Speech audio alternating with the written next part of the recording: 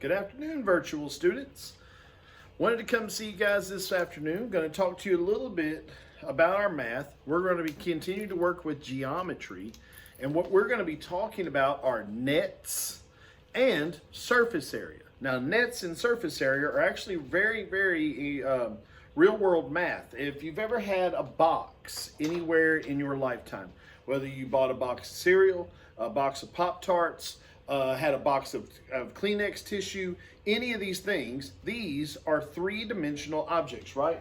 For example, this is a tissue paper box, right? Now, you may not think of it, but what this actually is, this is a rectangular prism, okay? After all, we see that if you look here, the shape is a rectangle. Two sides are longer than the other two sides, right? Now, this is a rectangle, and this is a rectangle, and this is a rectangle, but also this is a rectangle, and this is a rectangle. A 3D version of a rectangle is known as a rectangular prism.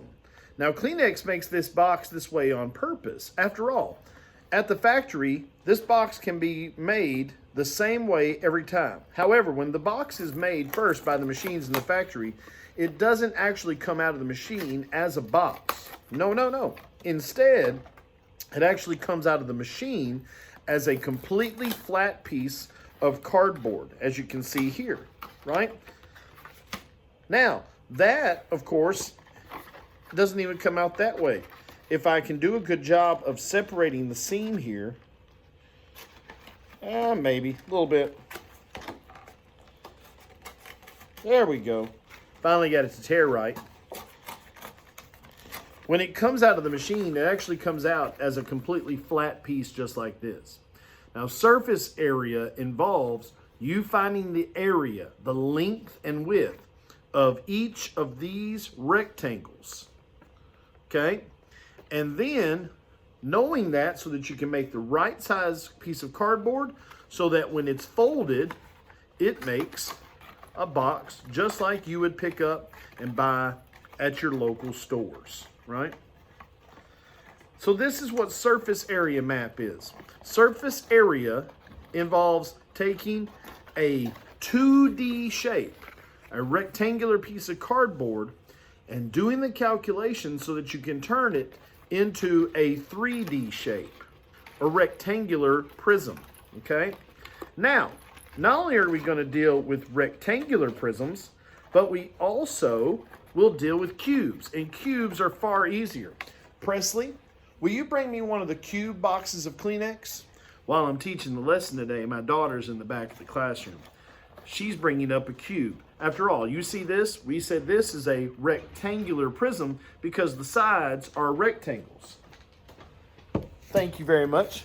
And of course, this is a cube because all the sides are the same size. If we were talking two-dimensional, this would be a square.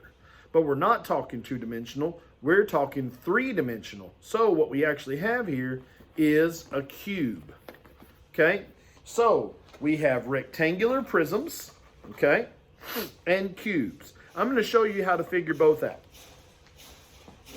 Today our focus is going to be on two IXL standards. We're going to be focusing on EE3, better known as nets, okay, nets, and we're going to look at FF21, which deals with finding surface area of cubes and rectangular prisms. Cubes and rectangular prisms.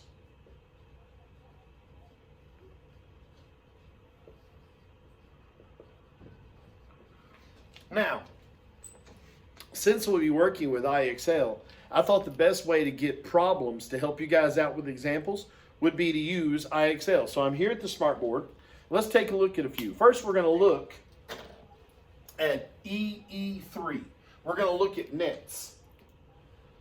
Now, a net is the flat version of a 3D object, okay? So, for example, here's the first one. This is a triangular prism, okay? So if you look, here it is. It's just like a triangular prism, if you've ever used one of these to bend light. So what it's asking you is, which one of these flat versions of it would you fold on the dotted lines to make that, right? This one looks like a cross, and all of the pieces are squares. Well, that's not going to fold up to make a triangular prism. That's going to fold up to make a cube, right? If they're all squares, it's going to look like this when it folds. So the right answer would be this one. Notice, we have these 3 rectangles, and these 2 triangles are going to fold up to make the ends. So we choose this as our answer, and we hit submit. Terrific. Now look at this one. Oops, I've got to cycle through over here. Which net will make this figure? Well, look, this is just like our tissue box. This is a rectangular prism. So, much like our box, I'll fold it here, put it together. Yeah, just like our box, okay? This is a 3D thing. So we have this triangle. That's actually going to make what form of Egyptian tomb? If you guess pyramid, you're exactly right. So this isn't a pyramid, this is a rectangular prism. So right here is what we need. The rectangles and then a flap to fold up to make the sides. We click here, we hit submit. Brilliant. Nets really aren't that hard. If you think about it, it's kind of like solving a puzzle, right? Look at this one. These are all divided into squares. So do we think it will make a pyramid or a cube? Well, it's going to make a cube because it's all squares. If this was going to make a pyramid, then it would have had triangles in it, right? So I'm going to choose the cube, and then I'm going to submit my work. There we go. Look at this one. We have a box. Now here's the part about this we want to pay attention to. This has 4 triangles. So when these fold up, each of these are going to come to a point. Well, this shows me 2 different types of pyramids. However, what I need to do is count the sides. This pyramid has 1, 2, 3 sides. This pyramid has 1, 2, 3, 4 sides. Well, look at this. I have 4 points, so I need to choose the pyramid with 4 sides. You got it. Which figure will this make? Once again, now we have a 3-sided triangle. Will it make a cube or will it make a pyramid? I submit that it will make a pyramid. I scroll down and I submit. Yeah, a triangular pyramid, okay? Well, here is a box with 4 sides, which would make more of a cube pyramid.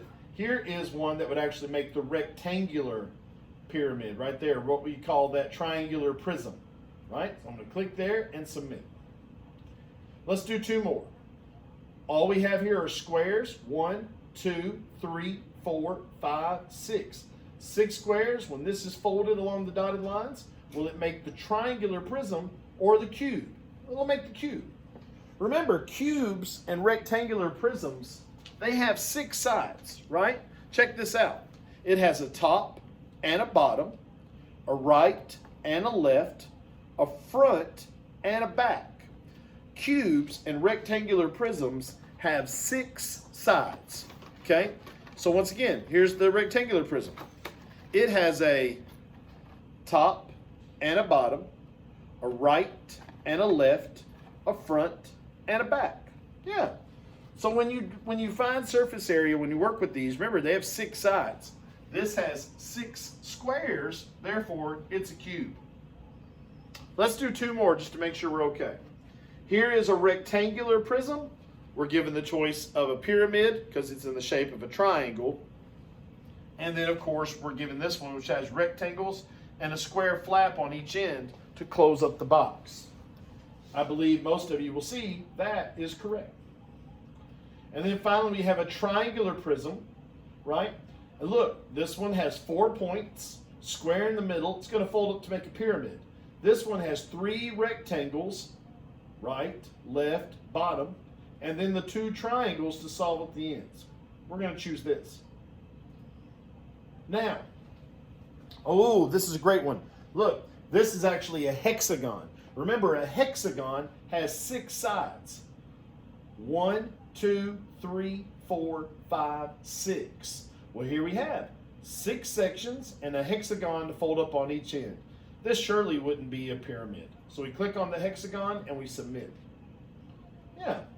Is this a pyramid? Or another, or this one actually 1, 2, 3, 4, 5, 6, 7, 8. Is this a pyramid or an octagon? Well, I submit that this is a pyramid. Correct. This one is a pentagon. Okay, look, 1, 2, 3, 4, 5 sides. We see the pentagon at each one. This isn't going to be a pyramid, it's a pentagon. Pentagons, 5 sides. We're almost there to our SMART score. Which net will this make? Now look, this is where you'd want to count carefully because both of these shapes look similar. So when we look, 1, 2, 3, 4, 5, 6, 7, 8. Ah, this has 8 sides. This is an octagon. Well, if I look, this one has 1, 2, 3, 4, 5, 6. Ah, this is a hexagon. This is going to make my octagon. Submit. Which net will make this figure? Well, right here. We have a rectangular prism. These have pentagons. So this one will be my rectangular. And there I've done it. I have made my SMART score of 81. For the first part of this week's assignment, you will want to make a SMART score of 80 or higher on EE3. And remember, that's nets, okay? And all that is taking a flat 2D figure and folding it to become a 3D figure, okay? Nets, you want an 80 or higher. And remember, if you go all the way to 100, I'll give you that bonus 10 points, okay? EE3 nets of 3D shapes. Now, let's talk about rectangular prisms. So for rectangular prisms, I actually have a worksheet that I'm going to upload, and I would like for you to look at that and solve some of those problems. I'm not going to assign the IXL on that yet because I want us to have our conversation on Friday to really help you be clear on it, okay? So what I want to do is just walk you through 1 or 2 examples from IXL, but don't worry, we're not going to assign surface area as homework until next week. I want to wait till we have our chance to talk live on Friday's class at 11 a.m. Okay, so I'm going to go here to FF21. So learning, we're going down here to 6th grade, and we're sliding down to standard FF21. Right here, surface area of cubes and rectangular prisms. Okay, everybody, check it out. Here is a cube, all right? We have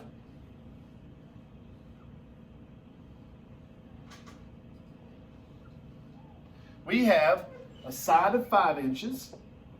We have a side of 5 inches. And we have a height of 5 inches. Now, if you think of this as volume, well, then obviously we have our length, our width, and our height, right?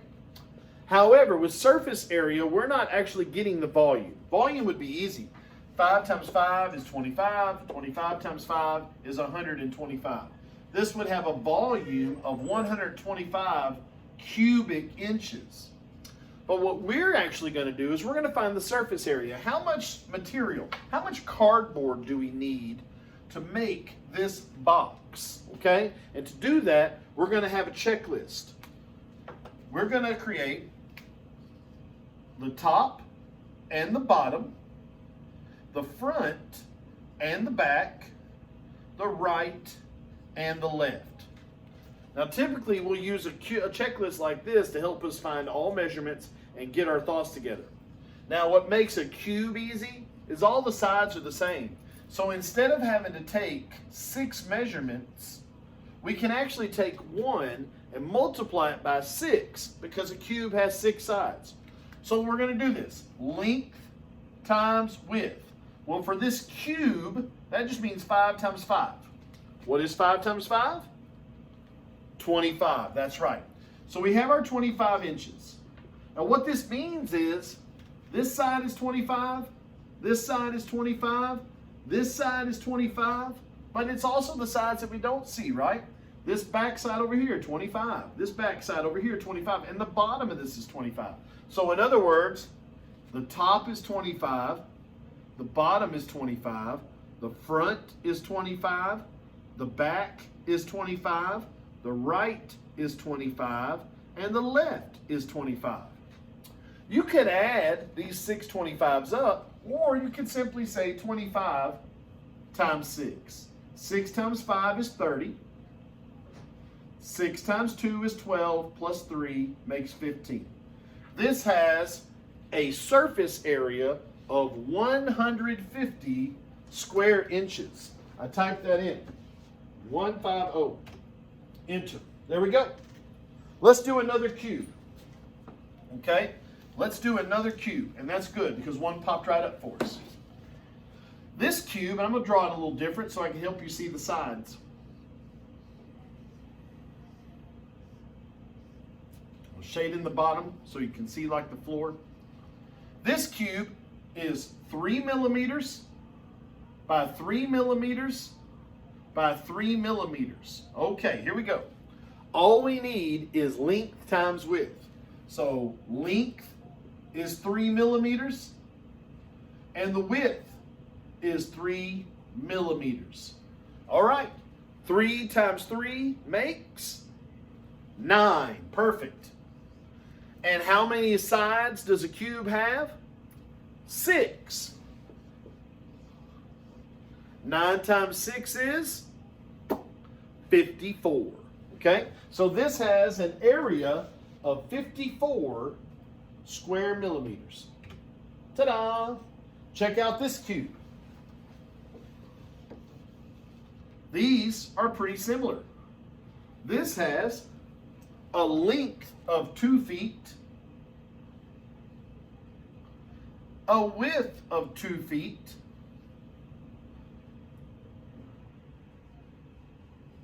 yeah, so 2 feet long, 2 feet wide, 2 feet high. All we need is length times width. 2 times 2. Well, 2 times 2 is 4. And how many sides does a cube have? It has 6. 4 times 6 makes 24. There we go. That's it. So here I would say that this cube is 24 square feet. That's it. And that's where we're going to stop today. We'll talk about this rectangular pyramid on Friday. The main thing I want you to take away from today's lesson is how to find the surface area of a cube. You just multiply the length times the width, and then when you get that answer, multiply it by 6, because all 6 sides of the cube are going to be the same. Front, back, right, left, top, bottom. Okay? So this week, I would like for you to do 2 things to get ready for Friday's class. Thing number 1, I want you to go to IXL, and I want you to get a SMART score of 80 or higher on E3. And that deals with nets. And once again, all that is folding a flat object up to make a cube. Or looking at a 3D object and trying to figure out what it would look like if it was unfolded. Which is exactly what we did with this rectangular prism box. Here's what we're used to it looking like. Here's what it actually came out of the machine in the factory looking. Okay? This type of math is used all over the world. From the Postal Service to UPS to businesses like Kleenex, PlayStation, Captain Crunch, Pop-Tarts, anything you've ever bought that came in a box, they had to use surface area and nets in order to package their product to get it on the shelves for you, the consumers, your parents, your grandparents, you yourselves, to be able to buy so that you could have it at home. I want you to get an IXL SMART score of 80 or higher, and don't forget you get bonus points if you go all the way to 100 on EE3 nets. And then what I want you to do, I'm going to put a piece of paper on there, a worksheet that shows a cube. Remember, with the cube, all you have to do is multiply. I'll erase this side. All you have to do is multiply length times width. That's it. You're going to see three numbers. You only need two of them. Length times width. And when you have that answer, multiply that by 6, because a cube has 6 sides and they're all the same. And that will give you the surface area of a cube. You guys are awesome. Message me if you need any help at all. I can't wait to see you on Friday. EE3, Smart Score, 80 or higher, IXL, PDF, surface area of cubes, length times width, multiply by 6, and that gives you your surface area. I hope you have a great day. I'll see you Friday at 11 o'clock a.m. Bye, everybody. Love you guys.